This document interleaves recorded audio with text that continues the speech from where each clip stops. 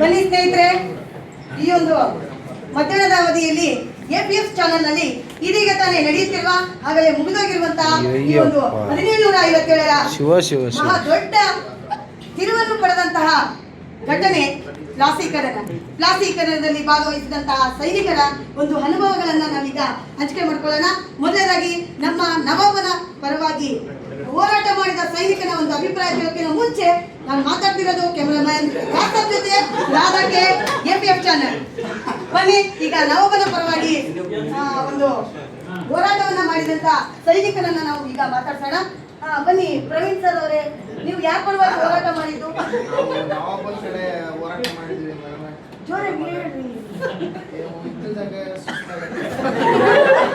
ನೋಡಿ, ದಯವಿಟ್ಟು ಕ್ಷಮೆ ಇರಲಿ. ಪಾಪ ನವಾಬನ ಪರವಾಗಿ ಹೋರಾಟವನ್ನ ಮಾಡಿದರೆ ಆ ಹೋರಾಟದಲ್ಲಿ ಏನ್ ಘಟನೆ ಆಗಿದೆ ಅನ್ನೋ ಗೊತ್ತಿಲ್ಲ.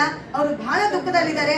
ಏನಾಗಿದೆ ದುಃಖ, ಯಾವ ಕಾರಣಕ್ಕೆ ಇವರು ದುಃಖಿತರಾಗಿದ್ದಾರೆ ತಿಳ್ಕೊಳ್ಳೋಣ ವೀಕ್ಷಕರೇ, ತಿಳ್ಕೊಳ್ಳೋಣ. ಹೇಳಿ, ಏನಾಯ್ತು ನಿಮ್ಮ ದುಃಖಕ್ಕೆ ಕಾರಣ ಏನು?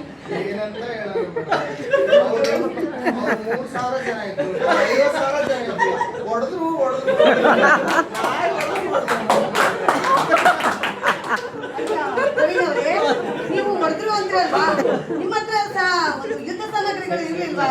ಮೇಡಮ್ ಅವರೇ, ನಮ್ಮ ಹತ್ರ ಯುದ್ಧ ಸಾಮಗ್ರಿಗಳು ಕಡಿಮೆ ಇದ್ವು, ಅವ್ರ ಹತ್ರ ಬೇರೆ ಬೇರೆ ಕೌಶಲ್ಯ ಇದ್ವು, ನಮ್ಮ ಹತ್ರ ಬಿಲ್ಲು ಬಾಣ ಇದ್ವು. ಅಲ್ಲ, ನೀವು ಹಾಗಾದ್ರೆ ಯುದ್ಧ ತಂತ್ರಗಳನ್ನ ಸರಿಯಾಗಿ ಮಾಡಿರ್ಲಿಲ್ವಾ ನಿಮ್ಮ ನಮ್ಮ ನವಾಬ ಎಲ್ಲ ಮಾಡಿದ್ದ.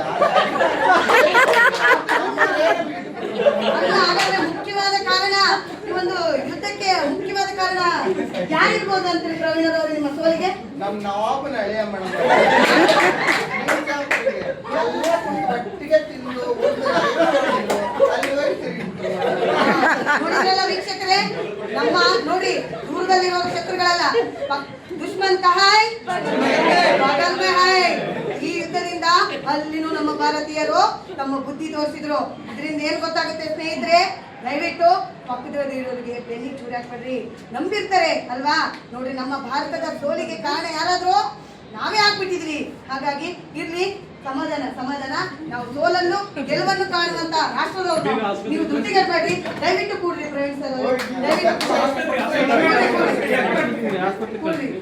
ದಯವಿಟ್ಟು ಕೂಡ್ರಿ.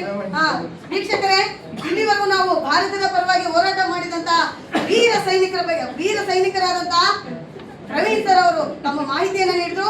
ಇದೀಗ ನಮ್ಮ ಭಾರತದಲ್ಲಿ ಬ್ರಿಟಿಷರ ಆಧಿಪತ್ಯವನ್ನ ಸಾಧಿಸಿದಂತ ರಾಬರ್ಟ್ ಕ್ಲೈವ್ನ ಪರವಾಗಿ ಹೋರಾಟ ಮಾಡಿದಂತ ಒಬ್ಬ ಸೈನ್ಯ ಅಧಿಕಾರಿ ಸೈನಿಕ ಬರ್ತಾ ಇದ್ದಾನೆ.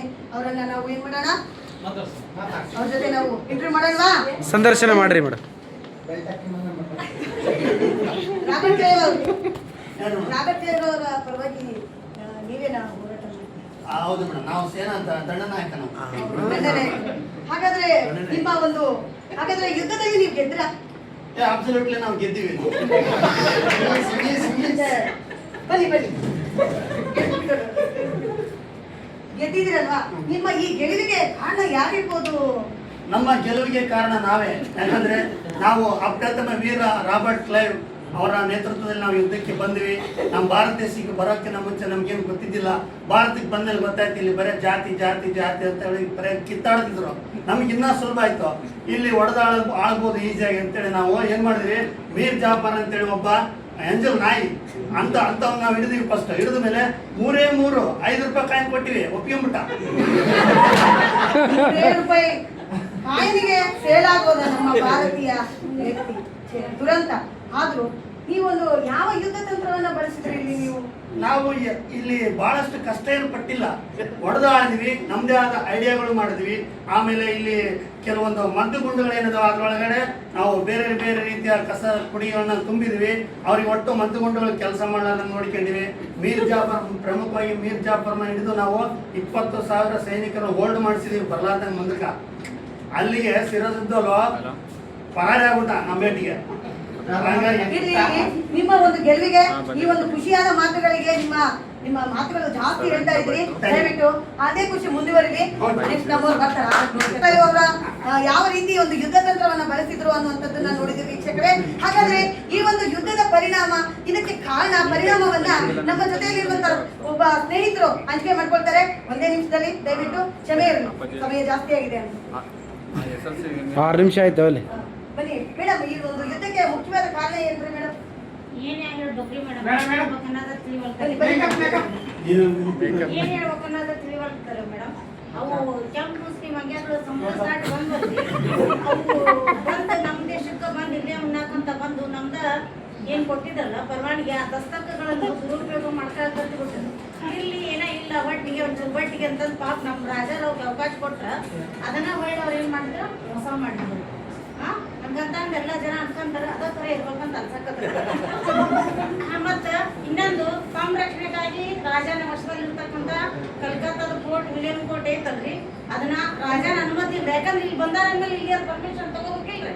ಅದನ್ನ ಏನ್ ಮಾಡಿದ್ರಪ್ಪ ಅಂದ್ರ ದುರಸ್ತಿ ಮಾಡ್ಕೊಂಡ್ರು. ರಾಜ ಹೇಳಾದ ಅದು ಒಂದು ನಮ್ಮ ರಾಜ ಬಾಳ ಸಿಟ್ಟು ಬಂದ್ರಿ. ಇದು ಒಂದು ಇನ್ನೇನ್ರಿ ಮತ್ತ ಅವ್ರ ರೆಡಿ ಅದನ್ನಲ್ಲ ಮೇಡಮ್ ಆಯ್ತು. ಈಗ ಆಫ್ಟರ್ ದ ಸ್ಮಾಲ್ ಬ್ರೇಕ್ ಮತ್ತೆ ಕಂಟಿನ್ಯೂ ಮಾಡೋಣ. ಈ ಒಂದು ಪ್ಲಾಸ್ಟಿಕರಣದ ಪರಿಣಾಮ ಏನಾಯ್ತು ನಮ್ಮ ಭಾರತದಲ್ಲಿ ಅನ್ನೋದನ್ನ ತಿಳಿಸ್ಲಿಕ್ಕೆ ಮತ್ತೊಬ್ಬ ಪ್ರತಿನಿಧಿ ಇದ್ದಾರೆ. ಮೇಡಮ್ ಅವರೇ, ಇದರ ಪರಿಣಾಮ ಏನಾಯ್ತು ರೀ ಮೇಡಮ್? 1757ರ ಪ್ಲಾಸ್ಟಿಕರಣದ ನಂತರ ಭಾರತದಲ್ಲಿ ಬ್ರಿಟಿಷರ ಆಳ್ವಿಕೆ ಆರಂಭ ಆಗ್ತದೆ. ತದನಂತರ ಬ್ರಿಟಿಷರ್ ಏನ್ ಮಾಡ್ತಾರೆ, ತದನಂತರ ಏನ್ ಮಾಡ್ತಾರಪ್ಪ ಅಂದ್ರೆ ಬ್ರಿಟಿಷರು ಸ್ಥಳೀಯರ ಸಹಾಯದಿಂದ ಏನ್ ಮಾಡ್ತಾರ, ಸಿರಾಜುದ್ದೌಲನನ್ನ ಸೋಲಿಸ್ತಾರ. ತದನಂತರ ಹಣದ ಆಸೆಗೆ ಮೀರ್ ಜಾಫರನನ್ನ ಅಧಿಕಾರಕ್ಕೆ ಏರಿಸ್ತಾರ. ತದನಂತರ ಇದರಿಂದ ಆರ್ಥಿಕ ಏನ್ ಮಾಡ್ತಾರಂದ್ರೆ ಲಾಭ ಪಡಿತಾರೆ.